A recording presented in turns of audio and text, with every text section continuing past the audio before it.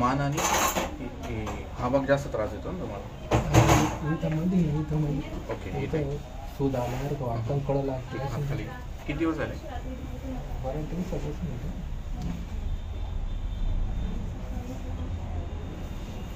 एवढं दुखतंय. हां, इकडे कमी. आता तुमच्या मानेमध्ये ते C4/6 मध्ये गॅप आहे इथे, या ठिकाणी. इथे वरची खाली सरकली. डिस्क खाली सरकून भरपूर दिवस झाले, कमीत कमी 5 ते 8 वर्ष. म्हणजे ही तुम्हाला दर 2-3 महिन्यातून एकदा इथे चमक भरणं, उसवून भरणं असं होतं मला. हां, म्हणजे असं बसल्या सुद्धा कळलं. हां, तर या ठिकाणी डिस्क सरकून भरपूर दिवस झाले, पण आता हे काय झालं, याच्यातलं कार्टिलेज आहे आधी असते ती फाटून बाहेर यायला लागली, सरकायला लागली, बाहेर यायला लागली. म्हणून इथून ब्लड सर्क्युलेशन करणारी जी सर्वाइकल नस आहे, ही नस ब्रेनला, छातीला, पाठीला, शोल्डरला, ह्या हाताला कनेक्ट. म्हणून या गोष्टी झोपले तो हात जड पडतो, बरीच पडतो, मग याचा कळलं. कधी बसून उठले कधी कधी चक्कर येतो, अर्धड करतो आणि ही छाती इकडे दुखते, ही नस इकडे जाते, या इकडे दुखते. आता याला म्हणतात सर्वाइकल स्पॉन्डिलायसिस. हे चुका तुमच्याकडनं काही चुका झाल्यामुळे हा प्रकार वाढतोय. म्हणजे उशा दोन घेणं, मान मोडणं, मानेला झटका देणं, या गोष्टी जास्त होतो. खांदे वजन, डोके वजन घेणं, याच्यातल्या काही चुकांमुळे हा त्रास वाढत असतो. जसं 4 व्हीलर्स विथ अलाइनमेंट बॅलन्सिंग बिघडतं, तसं याचं अलाइनमेंट बॅलन्सिंग बिघडलं तर हा त्रास परत होतो. याला 3 दिवसांनी फरक पडेल, 10 दिवसात कव्हर होईल. याला 10 दिवसाची प्रोसेस आहे.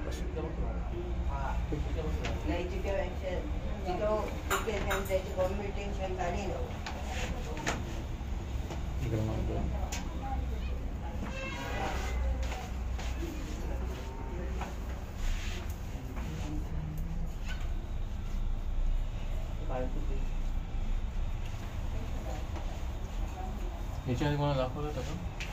2 ठिकाणी गेलो होतो. काय पण काय प्रॉब्लेम ना सांगितलं नाही का त्यांनी? त्याच्याकरता नव्हतं शोल्डर जे हाड आहे ना, कॉलर थोडं लहानपणी थोडंसं झालं होतं. ते तसंच राहील ना, त्याला काही इलाज नका. ते बोलले ते मेन प्रॉब्लेम आहे त्रास तुम्हाला याचं देत आहे, त्याचा नाही त्रास देत. नाही, त्याचा नाही काही त्रास.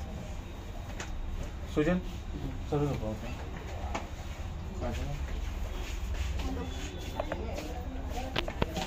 सर्व वरती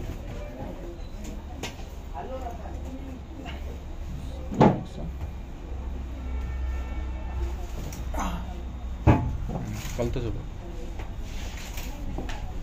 मानाने तुझा काय ना कपला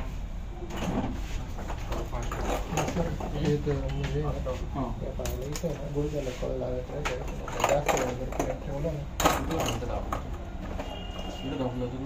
हां इथं दाबलं तर दुखतं. जशी इथं नस जमेल आहे तशी इथं पण नस जमेल आहे. इथे इथे या ठिकाणी प्रॉब्लेम. इथून इजी नस आहे, कमरापासून पाचीपर्यंत इथे दाबलं.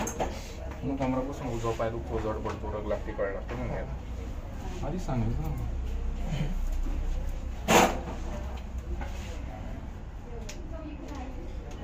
पिशव झोपा, माहिती काम कर. कुठं पाय इकडे, डोकं तिकडे.